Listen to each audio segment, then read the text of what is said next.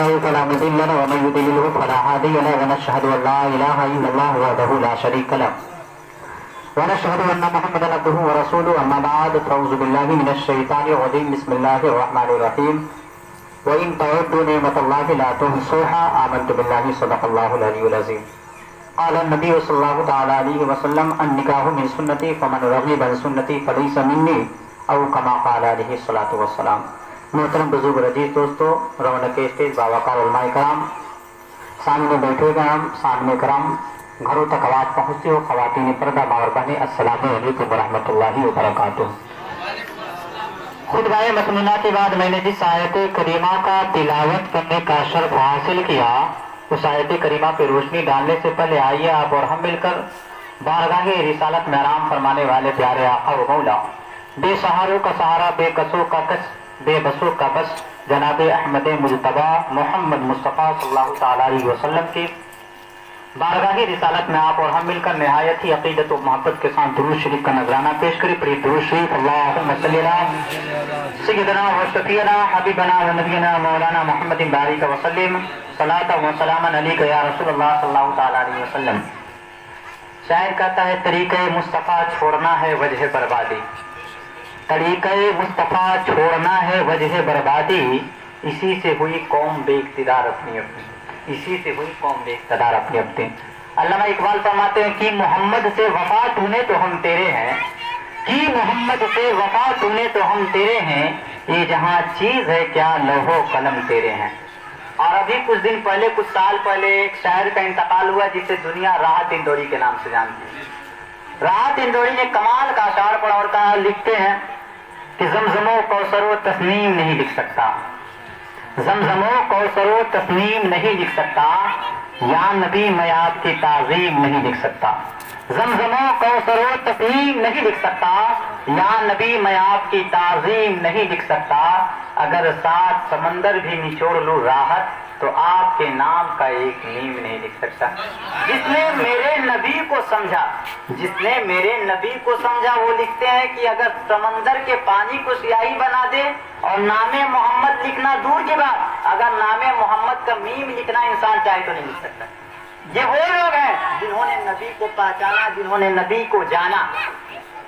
یہ وہ لوگ ہیں جو نبی سے محبت کرنے والے ہیں۔ جب نبی کی شان لکھنا ہو تو وہ کہتے ہیں کہ دنیا کے سمندر کو روشنائی بنا لی جائے اور انسان سوچے کہ محمد کی تاریخ لکھ دی جائے، تو لوگ کہتے ہیں محمد کی تاریخ لکھنا تو دور کی بات، محمد کا ایک میم بھی نہیں لکھا جا سکتا ہے۔ یہ ہر انسان کی بس کی بات نہیں ہے کہ محمد کی تاریخ کو چند منٹ میں، چند لمحوں میں بیان کر دے۔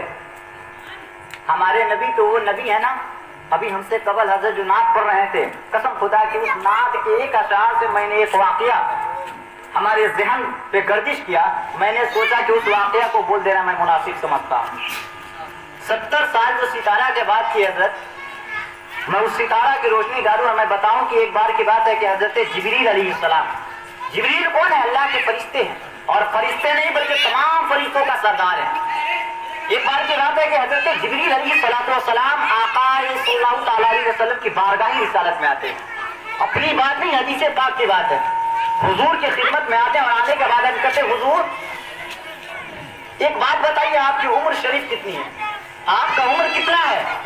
حضرت جبریل علیہ السلام یہ سوچ کر پوچھے ہوں گے کہ ہم نے تو آدم کے زمانے کو دیکھا ہے، کیونکہ آدم کے پاس میں خدا کا پیغام لانے والے فرشتہ حضرت جبریل علیہ السلام ہے۔ جبریل کا کام ہی ہے کہ دنیا میں جتنے پیغمبر آئے تمام پیغمبر کے پاس خدا کا پیغام لے کر جایا کرتے تھے۔ تو جبریل نے یہ سوچا کہ ہم نے آدم تک خدا کا پیغام پہنچایا، ہم نے آدم کے زمانے کو دیکھا ہے، ہم نے نوح تک خدا کا پیغام پہنچایا ہے، ہم نے نوح کے زمانے کو دیکھا ہے۔ تو حضرت جبریل علیہ السلام کے دل میں خیال یہ تھا، حضرت جبریل علیہ السلام یہ سوچ رہے تھے کہ ہم نے تو آدم کے زمانے کو دیکھا، کم و بیش 1,24,000 پیغمبر آئے، ہم نے تمام پیغمبروں کے زمانے کو دیکھا ہے، اور نبی تو آخری نبی ہے نا، نبی تو آخری نبی ہے۔ جبریل نے کہا حضور ایک بات پوچھوں؟ حضور نے کہا جبریل پوچھو کیا پوچھنا چاہتے ہو؟ حضرت جبریل نے کہا حضور ایک بات بتائیے، آپ کی عمر کتنی ہے؟ آپ کی عمر کتنی ہے؟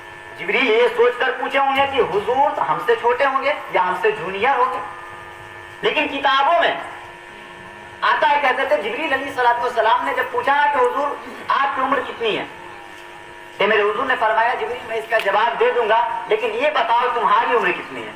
حضور نے سوال کیا جبریل ایک بات بتاؤ تمہاری عمر کتنی ہے. حضرت جبریل علیہ الصلوۃ والسلام مسکرانے لگے کہ آقا آپ ہماری عمر کا اندازہ لگائیے گا. جبریل یہی سوچ رہے تھے کہ ہم نے تمام نبیوں کے زمانے کو دیکھا ہے. آدم علیہ الصلوۃ والسلام 100 سال کی 1000 سال کی زندگی پائے. حضرت نوح علیہ السلام 950 سال کی زندگی پائے. اندازہ لگا سکتے ہیں آدم کی زندگی 1000 سال, حضرت نوح علیہ السلام کی زندگی 950 سال. اب اندازہ لگائیے 1,24,000 کم و بیش پیغمبر آئے اور حضرت جبریل علیہ السلام تمام پیغمبروں کو دیکھا اور تمام پیغمبروں کے زمانے کو دیکھا. اور دیکھنے کے بعد جب ہمارے نبی آخری نبی بن کر جب جلوہ گر ہوتے ہیں دنیا میں تو آخری نبی سے جبریل سوال کرتے ہیں. اور کیا سوال کرتے ہیں؟ حضور بتائیے آپ کی عمر کتنی ہے. حضور نے جواب دیا جبریل میں اپنا عمر بتاؤں گا لیکن ایک بات بتاؤ تمہاری عمر کتنی ہے. کتابوں میں آتا ہے کہ حضرت جبریل علیہ السلام مسکرانے لگے اور کہتے ہیں حضور آپ ہماری عمر کا اندازہ لگائیے گا. حضور نے فرمایا جبریل بتاؤ میں تمہارا عمر کا اندازہ لگانا چاہتا ہوں. حضور نے فرمایا جبریل بتاؤ میں تمہاری عمر کا اندازہ لگانا چاہتا ہوں. کتابوں میں آتا ہے کہ حضرت جبریل علیہ السلام فرماتے ہیں کہ حضور آپ میرے عمر کا اندازہ نہیں لگا سکتے ہیں. اگر اندازہ لگائیے گا تو ایک میں نشانی بتاتا ہوں, اس نشانی کا اندازہ لگا لیجیے گا, پھر آپ مجھ سے سوال کیجیے گا کہ میری عمر کتنی ہے. حضور نے فرمایا جبریل بتاؤ وہ کون سی نشانی ہے. اب آئیے مدعے کی بات پر. حضرت جبریل نے کہا حضور آپ میری عمر کا اندازہ لگانا چاہتے ہیں. حضور نے کہا جبریل بتاؤ تمہاری عمر ہے کتنی, میں اندازہ لگانا چاہتا ہوں. حضرت جبریل علیہ السلام کہتے ہیں یا رسول اللہ مجھے تو پتا نہیں کہ ہماری عمر کتنی ہے لیکن میں ایک نشانی بتاتا ہوں, اگر آپ اس نشان سے اندازہ لگا لیں تو لگا لیجیے. حضور نے فرمایا جبریل بتاؤ وہ کون سی نشانی ہے. تو حضرت جبریل علیہ السلام فرماتے ہیں کہ حضور نشانی یہ ہے کہ آسمان پہ ایک ستارہ ہے جو 70,000 سال کے بعد ایک بار چمکتا ہے. آسمان پہ ایک ستارہ ہے جو 70,000 سال 70,000 سال کے بعد ایک بار چمکتا ہے اور میں نے اس ستارہ کو 72,000 بار دیکھا ہے. جبریل نے کیا حضور آسمان پہ ایک ستارہ. جبریل یہ سوچ رہے تھے کہ حضور کی عمر کیا ہے 50 60 63 جو ہے, لیکن جبریل نے جب کہا نا کہ حضور میری عمر کا اندازہ لگانا چاہتے تو اندازہ لگائیے. آسمان پہ ایک ایسا ستارہ ہے جو 70,000 سال کے بعد ایک بار چمکتا ہے اور میں نے اس ستارہ کو 72,000 بار دیکھا ہے. جبریل یہ سوچ رہے تھے کہ حضور ہم سے جونیئر ہوں گے کیونکہ ہم نے آدم کے زمانے کو دیکھا ہے. جبریل یہ سوچ رہے تھے کہ ہم نے نوح کے زمانے کو دیکھا ہے, حضور ہم سے جونیئر ہوں گے. لیکن قسم خدا کی جب جبریل نے کہا حضور اب لگائیے ہماری عمر کا اندازہ, ایک ستارہ ہے جو 70,000 سال کے بعد آسمان پہ ایک بار چمکتا ہے اور میں نے اس ستارہ کو 72,000 بار دیکھا ہے. تب حضور نے فرمایا جبریل اب میری عمر کا اندازہ لگانا چاہتے ہو تو لگا لو. تب جبریل نے کہا جب جبریل سے میرے حضور نے فرمایا جبریل اب ہماری عمر کا اندازہ لگانا چاہتے ہو تو لگاؤ. جبریل نے کہا حضور بتائیے آپ کی عمر کتنی ہے. تب میرے آقا نے فرمایا جبریل جس ستارے کی بات تم کر رہے ہو کہ 70,000 سال کے بعد ایک بار چمکتا ہے, تم نے اس ستارہ کو 72,000 بار دیکھا ہے. قسم خدا کی جبریل یہ وہ ستارہ میں ہی ہوں. نہ جانے تم نے 70,000 سال کے ستارے کو 72,000 بار دیکھا ہے اور نہ جانے وہ ستارہ تب تک آسمان پہ چمکتا رہا. یہ ہمارے حضور ہے. جبریل کا خیال یہ ہے کہ حضور ہم سے جونیئر ہے, لیکن حضور جبریل سے جونیئر نہیں ہو سکتے ہیں. خدا کے بعد اگر کسی کا مرتبہ ہے تو مصطفیٰ جان رحمت کا مرتبہ ہے. سیدی سرکار اعلیٰ حضرت جب میرے نبی کو پڑھتے ہیں تو قلم اٹھانے کے بعد لکھتے ہیں سب سے اعلیٰ و اعلیٰ ہمارا نبی, سب سے بالا و اعلیٰ ہمارا نبی, سارے اونچوں میں اونچا سمجھیے جسے ہے اس اونچوں سے اونچا ہمارا نبی, سارے اچھوں میں اچھا سمجھیے جسے ہے اس اچھوں سے اچھا ہمارا نبی, اور سب چمک والے اجلوں میں چمکا کیے اندھے شیشوں میں چمکا ہمارا نبی, اندھے شیشوں میں چمکا ہمارا نبی. میرے نبی تو وہ نبی ہے نا کہ اگر نبی کی تعریف بیان کیا جائے قسم خدا کی راتیں ختم ہو جائے گی لیکن نبی کا ذکر کبھی ختم نہیں ہو سکتا ہے.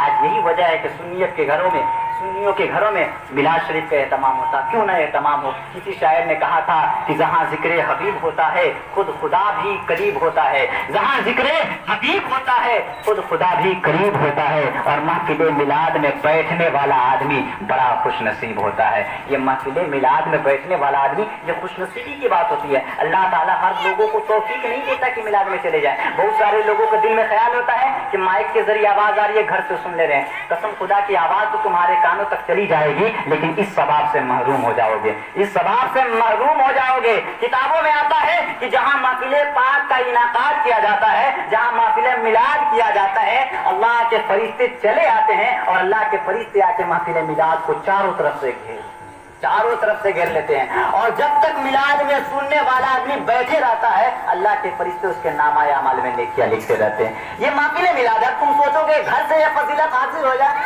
कभी फजीलत हासिल नहीं हो सकती है। इसलिए मुसलमानों, हमें चाहिए, किसी शायर ने कहा था, ये महफिल मिलाद है बैठो यहाँ करीने से, ये महफिल मिलाद है बैठो यहाँ करीने से, हम सबका ईमान है हुजूर चल के आते हैं मदीने से।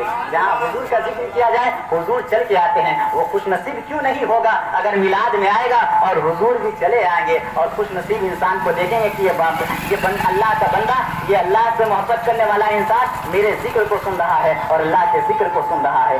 ये वही लोग होंगे, बड़े खुशनसीब होंगे, जो मैदान महशर में जब मरेंगे ना, मर के जब मौत आएगी और मौत आने के बाद जब कब्र में जाएंगे, कब्र में जाने के बाद मेरे आका यही फरमाएंगे फरिश्तों से, फरिश्ते इसे सवाल जवाब न किया जाए, बल्कि हमने इसे उस जगह पे देखा है जहाँ मेरे रब का जिक्र हो रहा था, जहाँ मेरे महबूब का जिक्र हो रहा था।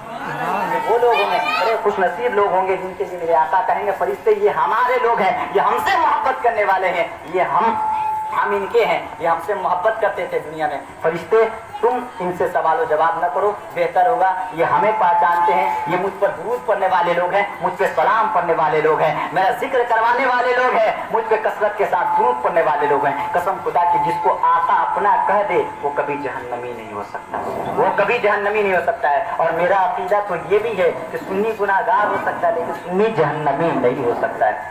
ये अपना अकीदा बना लो, सुन्नी गुनाहगार हो सकता है लेकिन जहन्नमी नहीं हो सकता है। किताबों में आता है ना, हदीस की रोशनी से बात सुनिए। मेरे आका फरमाते हैं, अगर किसी बंदा के अंदर राई के दाने से कम भी ईमान होगा, राई के दाने से कम भी ईमान होगा, लेकिन ईमान को बिल्कुल महफूज रख कर मरेगा, ईमान पर खात्मा हो जाएगा, तो अल्लाह के प्यारे सल्लल्लाहु अलैहि वसल्लम फरमाते वो जन्नत में जरूर दाखिल होगा, चाहे जितना दिन के बाद दाखिल हो, लेकिन दाखिल जरूर होगा।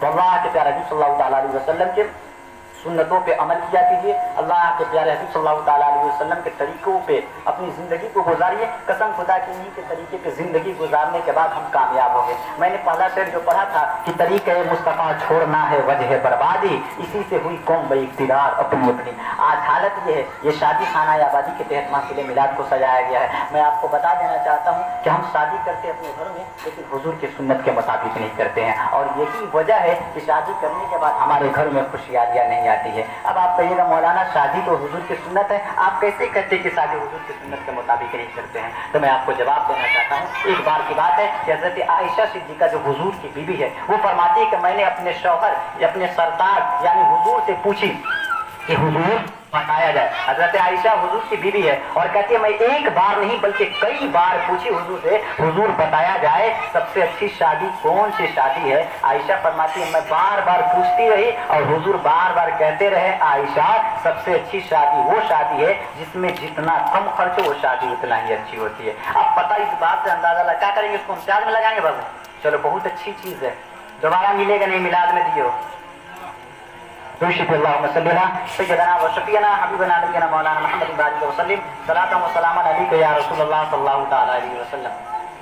आयशा जब हुजूर से सवाल की, हुजूर ने कहा कि आयशा सबसे अच्छी शादी वो शादी है जिसमें जितना कम खर्च हो वो शादी उतना ही अक्सर हुआ करती है। तो मुसलमानों अगर हम शादी करते हैं तो मेरा मिजाज भी होनी चाहिए, आज तबीयत के मुताबिक काम मत करो। आज तुम्हारा तबीयत ये जवाब देता है तुम्हारे, अगर मैं सवाल करूं तुमसे शादी में इतना फजूल खर्च क्यों करते हो, तो जानते हो आपका जवाब क्या होगा? आप जवाब यही देंगे हजरत अगर शादी में खर्चा नहीं करेंगे तो पड़ोस वाले ताना देंगे। पड़ोस वाले के ताना से डरते हो, पड़ोस वाले के बातों से डरते हो। कसम खुदा की कभी अल्लाह के अजाब से तुम नहीं डरे हो, अल्लाह के अजाब से डरो। ये पड़ोस वाले के बाप की जागीर नहीं है कि तुम्हें जन्नत तक पहुंचा दे, ये पड़ोस वाले नाराज हो जाएंगे, होने दो। हम शादी हुजूर के सुन्नत के मुताबिक करेंगे, क्योंकि हम जिस शादी अगर हुजूर के सुन्नत के मुताबिक नहीं करेंगे, अगर किसी गैर के सुन्नतों के मुताबिक करेंगे, किसी गैर के दिखावे के मुताबिक करेंगे, फॉर एग्जाम्पल अगर दुनिया के दिखावे के मुताबिक अगर हमने अपने बच्चे या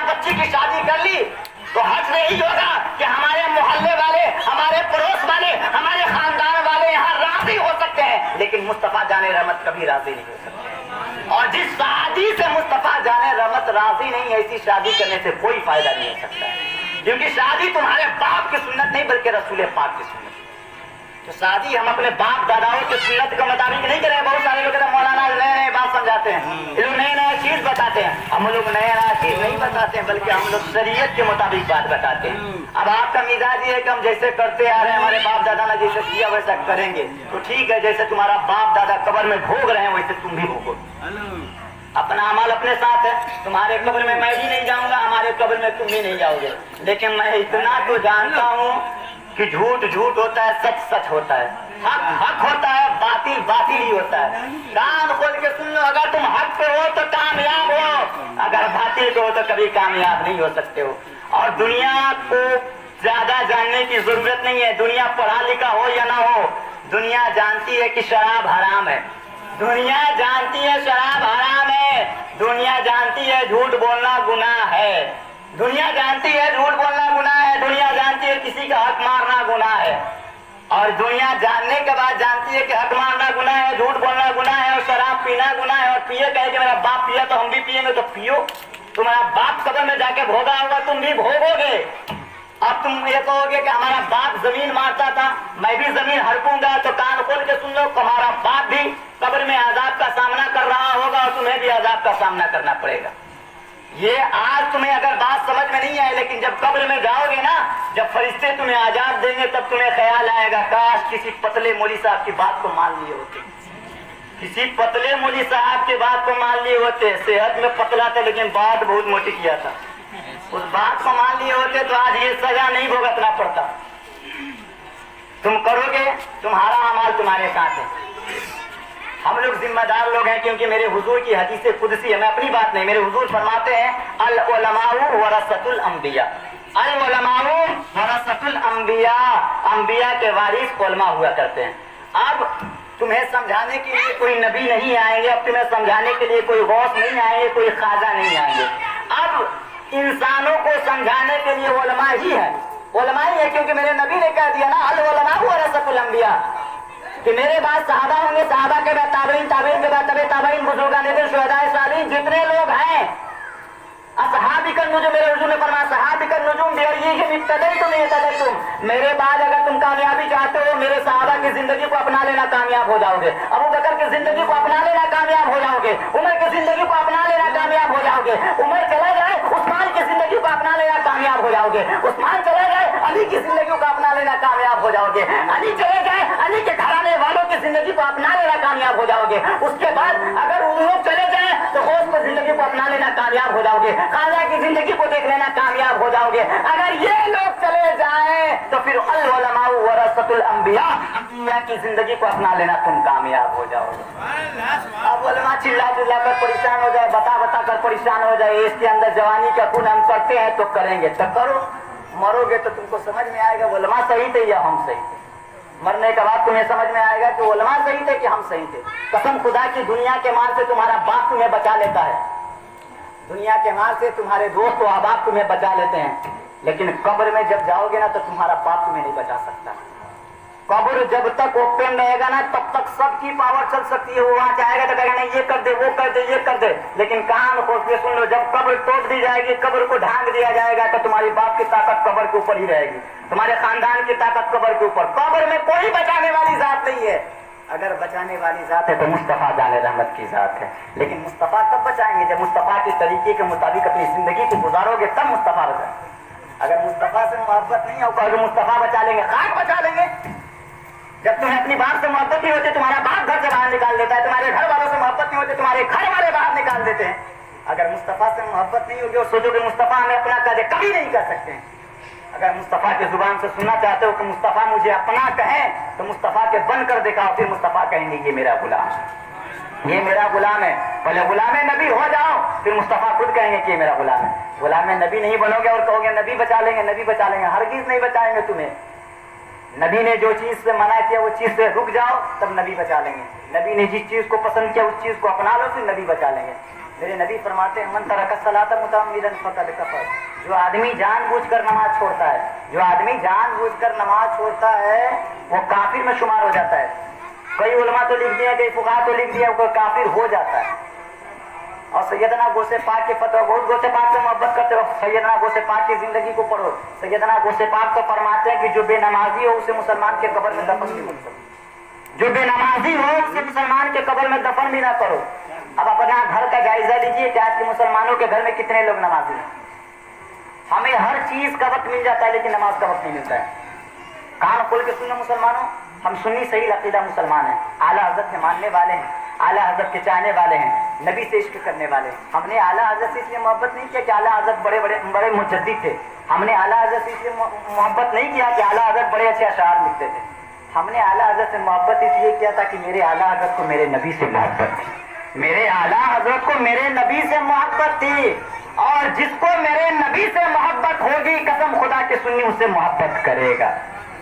और जिसको नबी से मोहब्बत नहीं होगी, सुन्नी उसे कभी भी मोहब्बत नहीं कर सकता है। तो मैं अर्ज ये कर रहा था कि मेरे हुजूर फरमाते हैं, मन तरकत सलात मुतअम्मिदन फक़द कफ़र। जो आदमी जानबूझकर नमाज छोड़ता है वो काफिर में शुमार हो जाता है। और मेरे हुजूर के नजदीक बताया गया कि मेरे हुजूर फरमाते हैं कि नमाज मेरी आंखों की ठंडक है। मेरे हुजूर फरमाते हैं कि नमाज मेरी आंखों की ठंडक है। अब दुनिया ये सोचे, मैं भी मिलाद मनाने वाला हूँ, मैं मिलाद से इख्तलाफ नहीं करता हूँ, मैं भी नियाज करने वाला हूँ, नियाज से इख्तलाफ नहीं है मुझे, लेकिन कसम खुदा कि मेरे नबी का पैगाम है, मन तरका सलाता मुतअम्मिदन फक़द कफ़र। अगर जानबूझकर नमाज छोड़ोगे काफिरों में शुमार हो जाओगे। अब इंसान ये सोचे मिलाद करवा ले, मिलाद से हमारी कामयाबी मिल सकती है, कभी नहीं मिल सकती है। इंसान ये सोचे कि चादर चढ़ा ले, चादर से कामयाबी मिल सकती है, कभी नहीं मिल सकती है। चादर से कामयाबी मिलेगी, शर्त है नमाजी होगा तो कामयाबी मिलेगी। मिलाद से फायदा हासिल होगा, शर्त है नमाजी होगा तो फायदा हासिल होगा। पूरे रात जलसा कराए, पूरे रात मिलाद सुने, सुबह का नमाज के वक्त सो रहा है, क्या फायदा। मिलाद से इंसानों की जिंदगी में इस्लाह होनी चाहिए। ये हमारी ये जिम्मेदारी है कि मिलाद से ऐसी बात बताई जाए। लोग सोचते हैं मिलाद सुन लिया, बड़ा सवाब का काम किया, खास सवाब का काम किया। मिलाद आने से पहले भी खड़ा खड़ा इस्तिंजा करता था, मिलाद से जाने के बाद भी खड़ा खड़ा इस्तिंजा कर रहे हो। अभी तुम्हें मिलाद से पेशाब करने का तरीका पता नहीं, मैं सोचा कामयाब हो गया। अबे मिलाद कामयाब हो जाएगा, शर्त ये है कि तुम पहले कामयाब हो जाओ, तुम कामयाब हो जाओ। मैंने ऐसे ऐसे मुसलमानों को देखा है, कसम खुदा की एक बात मैं बोलता हूँ ना, एक लतीफा के तौर पे मैं आपको एक बात बता दूं। मैं मशरक के सरजमी पे था, गलीमा पूरे जगह की नाम है, मैं वहाँ इमामत करता था। ज्यादा दिन इमामत नहीं किया था, 1.5 साल इमामत किया था। उस वक्त हमारी दाढ़ी भी मौजूद नहीं, बहुत कम उम्र था, लेकिन मोहल्ले वाले जानते थे कि मस्जिद का इमाम साहब है। तो जुमा का दिन था, जुमा के दिन बच्चे सब आते हैं नमाज पढ़ने, हर मुसलमान के घर लोग चले जाते हैं। और जानते हैं, हमको तो लगता है ऐसा है कि आज नमाज भी हम पढ़ने जाते हैं तो डर से जाते हैं, अल्लाह के डर से नहीं, गांव वालों के डर से। अगर नहीं जाएंगे तो कहेगा कोई सा मुसलमान है, जुम्मा भी नहीं पढ़ता है। अल्लाह तो डर नहीं है कि नमाज फर्ज है, पढ़ना पड़ेगा, डर गांव वाला को हो जाता है। अब नहीं जाएंगे तो माँ कहेगी कैसा मुसलमान घर में पैदा हो गया, जुम्मा भी नहीं पढ़ता है। घर वाले कहेंगे, घर वालों के साथ साथ पड़ोस वाले कहेंगे, ताना देंगे, इससे बेहतर है नमाज पढ़ना, हफ्ता में तो दूसरे का पढ़ना है, चलो गली से पढ़ते चले जाए। और बड़ा स्टाइल से जाएगा, बाल सवाते हुए, घर में टोपी भूल गया, उसको याद करेंगे, क्या बार टोपी नहीं लाया, अरे हजरत ट्रेन तो उतर गया। हफ्ता में एक दिन नमाज पढ़ रहा लेकिन टोपी याद नहीं। जिस मुसलमान को टोपी याद नहीं हो सकती, उस मुसलमान को नबी का नाम याद हो सकता नहीं, हो सकता है। जिसको खुद के सर के टोपी का ख्याल ना हो, नबी का क्या ख्याल करेगा। जिसके सर का खुद का टोपी का ख्याल ना हो, नबी के बाप का नाम क्या याद करेगा। मुसलमान हो, मुसलमान होने का हक अदा करो, वरना अल्लामा इकबाल को पढ़ो। अल्लामा इकबाल फरमाते हैं, अगर जुबाने पढ़ भी ले ला इलाहा इल्लल्लाह तो क्या हासिल, अगर जुबाने पढ़ भी ले ला इलाहा इल्लल्लाह तो क्या हासिल। दिल और निगाह मुसलमान नहीं तो कुछ भी नहीं। दिल भी मुसलमान होनी चाहिए और निगाह को भी मुसलमान बनाओ। मुसलमान कह लेने से कोई इंसान मुसलमान नहीं हो जाता।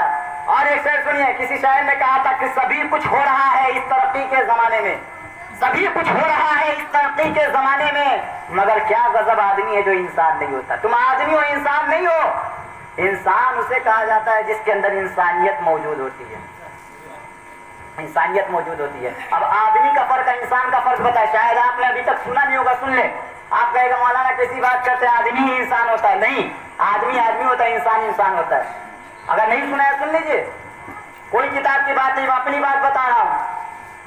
आदमी उसे कहते हैं जो खाता है, पीता है, चलता है, उसे आदमी कहते हैं। अब आप कहेंगे मौलाना इंसान भी तो ये करते हैं, इंसान भी खाता है, पीता है, चलता है, देखता है। ये हक है कि इंसान भी खाता है और पीता है और आदमी भी खाता है और पीता है, लेकिन इंसान का खाना कुछ अलग होता है और आदमी का खाना कुछ अलग होता है। अब मैं आपको बता दूं, आदमी का खाना ये होता है, आदमी के सामने खाना आया खा लिया, लेकिन इंसान जो होता है खाना आने के बाद इंसान तलाश करता है, उसकी तस्दीक करता है कि ये खाना हलाल है या हराम है। अगर खाना हलाल हो तो इंसान उस खाने को नोश कर लेता है, तनावल फरमा लेता है, लेकिन अगर हलाल ना हो तो उसे छूता भी नहीं। ये इंसानियत की पहचान है। आदमी के सामने खाना है, हाथ धोया या ना धोया, खाने पर टूट पड़ा, इंसान की पहचान ये है कि जब खाना सामने आएगा पहले रसूल की सुन्नत को देखेगा, मेरे हुजूर ने खाने से पहले हाथ धोने का तरीका बताया, हाथ धुलेगा। ये वो लोग हैं, इसे इंसान कहा जाता है। आदमी और इंसान में फर्क होता है, जिसके अंदर इंसानियत मौजूद होती है उसे इंसान कहा जाता है। और आदमियत अगर देखोगे तो जानवरों के अंदर भी पाई जाती है। जानवर भी खाता है, जानवर भी पीता है, जानवर भी पेशाब करता है, जानवर भी पखाना करता है। ये सब अगर आदमी करता है तो ये जानवर भी करता है। लेकिन अगर आदमी बनकर जिंदगी मत गुजारो, इंसान बनकर जिंदगी गुजारने की कोशिश करो। तो मैं आज ये कर रहा था, मेरे हुजूर फरमाते मन तरका सलात मुतअम्मिदन फक़द कफ़र। जो आदमी जानबूझकर नमाज छोड़ता है गोया वो काफिर है। अब हम अपनी जिंदगी का जायजा लेके हम नमाज को छोड़ते हैं, अब अल्लाह के नजदीक हम क्या है? कसम खुदा की, अगर जो लोग बेनमाजी हैं आज से अहद कर ले और अपने दिल में तौबा कर ले कि परवरदिगार अब तक हमारी जो नमाजें कज़ा थी, लेकिन अब हम तौबा करते हैं परवरदिगार आज के बाद मैं नमाज को कभी कज़ा नहीं करूंगी। सुन लो, मैदाने महशर में मरने के बाद तुम्हें दौलत के बारे में नहीं पूछी जाएगी, तुम्हें सरवत के बारे में नहीं पूछी जाएगी, इज्जत वो ऐशो इशरत के बारे में नहीं पूछी जाएगी। मैदाने महशर में अगर सबसे पहला सवाल होगा तो नमाज के ताल्लुक से सवाल होगा। और जो इंसान नमाज में कामयाब हो गया वो कब्र के हर मंजिल पे कामयाब होता जाएगा, आखिरत के हर मंजिल में कामयाब होता जाएगा। अगर नमाज में ही इंसान पीछा हो गया तो हर मंजिल पे पीछा होता चला जाएगा, क्योंकि नमाज अहम्मुल इबादत है। कुरान पढ़ना भी इबादत है, रोजा रखना भी इबादत है, हज करना